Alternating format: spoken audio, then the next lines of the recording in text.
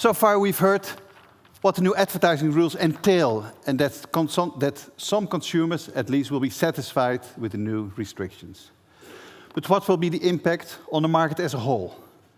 Are these rules proportionate? If not, will there be unintended consequences? To address these questions and others, we have invited 3 leading industry representatives. Peter Paul, this time as his capacity is Managing Director of Trade Association NOGA. Björn Fuchs, Board Member of Trade Association VNLOK. And last but not least, Justin Franssen, Managing Partner at Kalff, Katz and Franssen. And their discussion will be moderated by Karel Ornstein. Welcome all, I'm eager to hear your thoughts. This Karel, yeah, please. Welcome back. A whole different Peter Paul de Goeij. Yes, completely different. Gentlemen, let's start with Justin. On the 1st of July, we have the new advertising rules that will take into effect. How do you expect that the KSA, the Kansspelautoriteit, will enforce these rules? Yeah. The problem, if you do the graveyard shift at a conference, you know, a lot already has been said. And I think my colleague Dr. Littler already pointed it out very clearly. You have the same opinion? The regulator was very clear this morning. But nevertheless, it's good to see that René confirmed that there will be not an immediate action. It's monitoring at first, I guess. I could expect if operators are not doing anything, and not collecting any data, and of course, very quickly that will turn into enforcement. But yeah, I mean, for the first couple of months at least, I don't expect any hard action coming in from the regulator. What will happen though is over time they will realize that more guidance is needed, and it's sort of, I discussed it with René. I said, well, maybe you're going to do something along the lines of the prioritization criterion, where those changed. So we had the criterion at first when they came in, and then over time, due to developments, they changed, for instance, in 2017, and that is, I think, a conceivable solution. So basically a follow-up note to the note he sent around on the 26th of May. So there are not enough guidelines. How hard is that for the industry, Mr. de Goeij? It's a big problem, because it's like aiming for a moving target. If you take the car as an analogy, the car is doing 100 kilometers per hour. So let's say it's not speeding.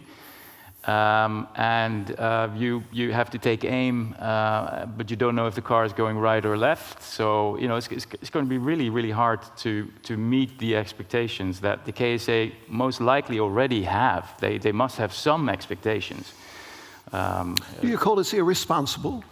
No, because it's not their fault. It's not their intention. I hold the legislator responsible. I think Parliament has done a shitty job. They're not doing their work.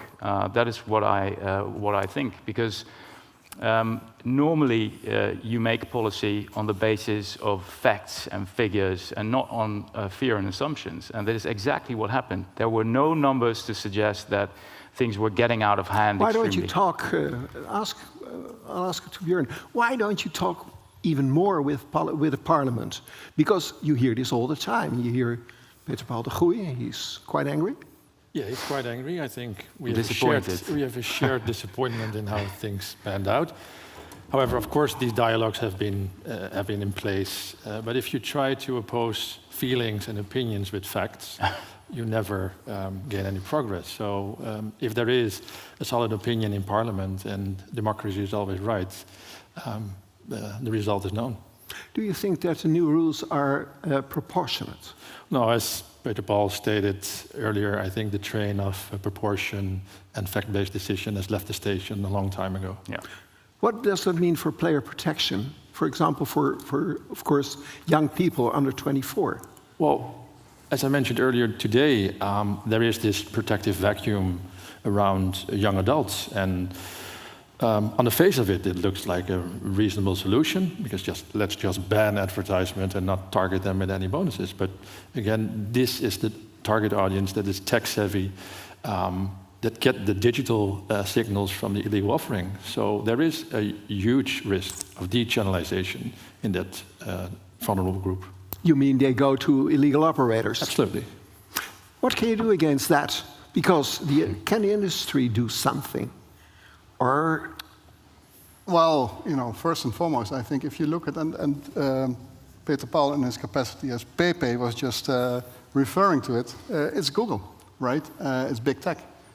Despite the policies you will see in basically any social network or any big tech company, they basically say, well, you need a license to be able to use AdWords, right? But there are workarounds, easily. I mean, type in, any query regarding gambling and you will get to illegal operators. It's pretty easy. Primarily, I think the Googles of this world, they have a responsibility to comply with the law. And as we But they don't do it. Well, they don't. As you may remember, we have Article 1, heading under B of the Gaming Act, which basically says what it said in the past: you can't promote, advertise unregulated gambling. That definition was expanded after the Curo case. Payments, yeah. Yeah, Curo Payments case at the Council of State, and essentially covers the facilitation of unregulated gambling. Well, that's exactly what these companies do, and they primarily have a responsibility to simply stop it, and they can. But I think they're not very motivated to do so, because it's a big dollar business. So, secondly, there is also a role, I would say, for the regulator. The regulator should.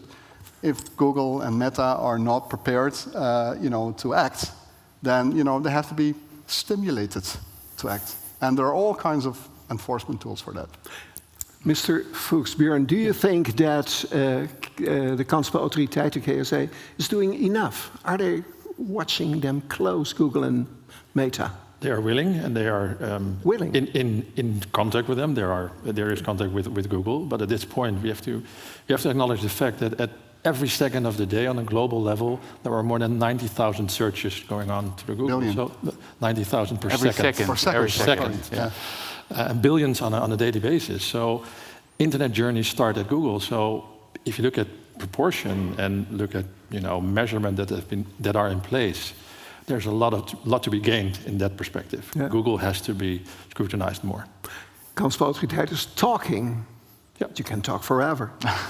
Talking and enforcing are two different things, of course, and it's up to them to build the bridge between those two subjects. Isn't that the task of the KSA, to enforce and not to talk? Yes. While you start talking, then you enforce. It starts with talking. It starts with a friendly invitation to come to the office and to have a discussion about how things are going at Google and how effective their policy is of asking for a license, and how it can be that at the same time 2 out of 6. But you're not content, am I correct? Leads to an illegal operator. I mean, it's not that hard. And I'm convinced that if you invite Google over and the board invites them over to come to The Hague, and they sit in the boardroom and they're asked to explain how this happens, I'm convinced that they will do the right thing. But they have to do the right thing.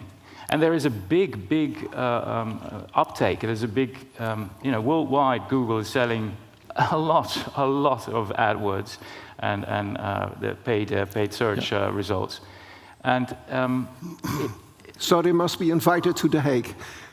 Well, they might have already been invited, but after a friendly talk comes something next, right? What's next, Justin? What do you think of, for example, enforcement? We're used to it, right? The Gambling Authority has been enforcing the law vigorously over the last couple of years, as it should. That's the job of the regulator, I suppose.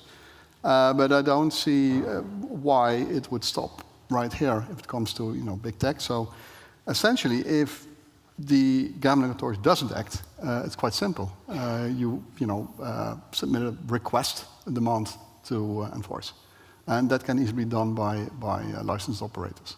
Who has to take the initiative, Björn? For enforcement? For enforcement. That's the KSA's job. Yes. We can't. Maybe they have to be pushed a bit. Of course, from the trade organizations, we try to apply as much pressure as we can, because for our members, it's a double whammy. We are scrutinized with an advertisement ban, which forces us to shift our advertisement to online. So demand will go up, prices will go up, and if there is also a large illegal offering which will up the price even more, things will get really negative. To go into one little detail, where the Kansspelautoriteit is now enforcing, but how do they fight the illegal operators? How do they do this? I think it's up to René Jansen to answer that question in detail. Oh, but you're in the industry. We're in the industry. We see them scoping out SimilarWeb. They have a focus on the top 100 illegal websites. And of course, they have a limited capacity, so they have to make choices and priorities. Yeah. And from that sense, it's understandable that they cannot cover the entirety of internet. But it was good to hear this morning that there is a planned extension of force and people and resources to up the ante in that battle. I'd like to add to that. It kind of makes sense to not wait until all those consumers end up at these illegal companies, but start at the source. How do these people end up at these illegal companies? A lot of them end up there because they did a search on Google. So start at the source. It's logic. It's logic. Yeah. What can your members do? Do they support legal action? Well, legal action. Listen, Google is also our partner. And we want to work together with them, and we need them. And with the limited advertising that will still be possible, we cannot afford to lose Google. So, we don't want to put them in the corner and kick them out. No, but we want them to help us, basically squeeze out the illegal market.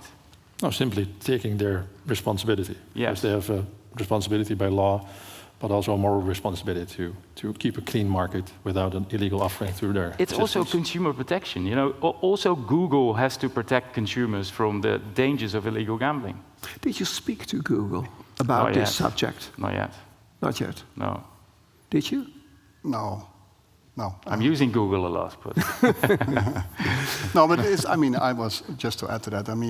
You can do both things. So yes, you can have your top 100 of most, let's say, popular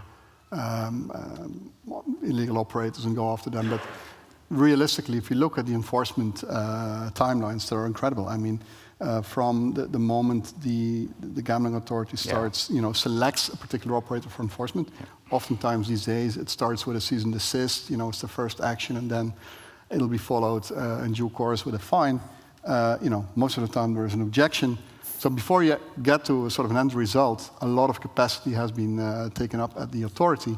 And I'm not going to say you should stop that, but as PP is saying, Peter Paul, this is far more efficient.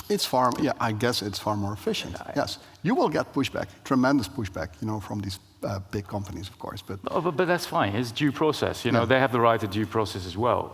But public pressure might help here to have them do the right thing. What kind of pushback do you expect? Well, what do you think? There's a lot of money at stake, so they will, as we have seen, as they have demonstrated in other dossiers. They Don't will, poke the bear. It's simple. There you go. They will litigate until they do get buckled. Believe me. That's the sort of pushback. So if we're here in, say, about a year or 2 years, the problem is solved, you think? We hope. Yeah, we hope, but it's my intention to. Yeah. No, I don't think it will be solved in 2 years for the reason I just set out.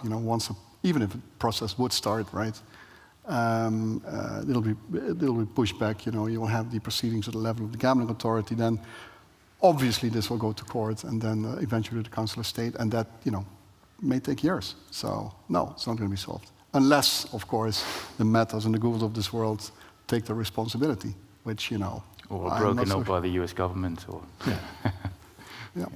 But isn't that a bit disappointing? It is what it is. It's a fact of life. It's disappointing, yes, but it is what it is. I have no moral qualification over that. I count on the goodwill of the people, the friendly people at Google, that they eventually will do the right thing. You too? I absolutely agree, and of course, from a trade organization perspective, of course, it is a disappointment, and of course, the timelines are what they are. But we will never cease our fights and endeavors to get a solution for this problem sooner. Thanks a lot. Thank you. Welcome. Thank you.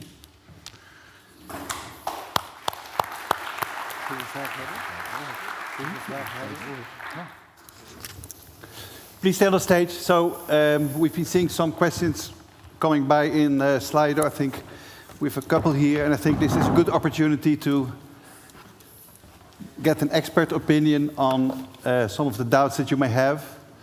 So let's have a look at Slido here. So first question. Game providers and payment providers are working with illegal operators and profiting from it. Should they be regulated more for aiding and abetting? Yeah, if I might. It would be an idea to have a B2B license system for game providers and payment service providers, which explicitly states that if they have dealings with illegal operators abroad, that they cannot get a license in the Netherlands.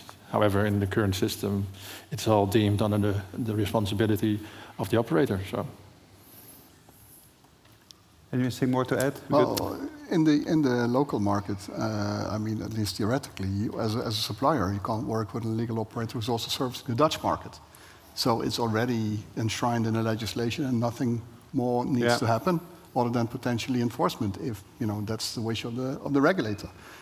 If a game provider works outside of the Netherlands with unregulated operators, well, it is what it is, but that's not covered by the Dutch law. It creates a whole extra workload, of course, for the KSA, and I think this is typically something that should be looked at during the evaluation of Remote Gambling Act, which is underway, I think. Yeah, and what you see in other jurisdictions, look at Sweden, for instance, they didn't have B2B licensing. They've now introduced something like that. Yeah. And if I remember correctly, the gambling authority was mildly in favor of some form of light touch licensing for B2B. So that will be on the table in 24, I guess. Yeah. Great question, great answers. Thank you. Maybe go to second question here in Slido. Either that is there or voted. Will it even be possible to battle the illegal operators online, as they can spend the double amount per lead, not paying taxes, etc.? It's an eternal battle. You will never win it. It's the same as with channelization. It's always ongoing, and also the battle with illegal gambling, I think. It's an uphill battle, of course. Them not paying taxes, not having the high duty of care standards, etc. It's always an unequal battle, which remains challenging and forever there. I agree. And there is another point maybe to add to that, which is, as we have seen, and as history has demonstrated, it's incredibly difficult to collect cross-border fines. So, we've seen these multi-million euro fines. I'm yet to see whether these are getting paid. And I think, as René sort of maybe admitted, if I may say so, in, I guess it was February, he was sort of admitting that collecting those cross-border fines is, well, maybe not impossible, but proven very difficult. So that's not going to help. And that's also something that, might be something for the evaluation. It's maybe a good idea to bring the prosecution of these illegal gambling companies to criminal law instead of administrative law. Then that whole problem is gone. You can execute, you can put people in jail, you can... It's just a thought. Well, at least you've you covered the fact that there's no treaty on admin law, and criminal law. There's more possibilities. That's true. Yeah. Great. Anything to add, Björn? No, just more billables for this guy. Thank you very much. Thank you, guys. Great. I'd like to thank Peter, Paul, Justin, Björn, and definitely Karel for the participation on this panel. Thank you.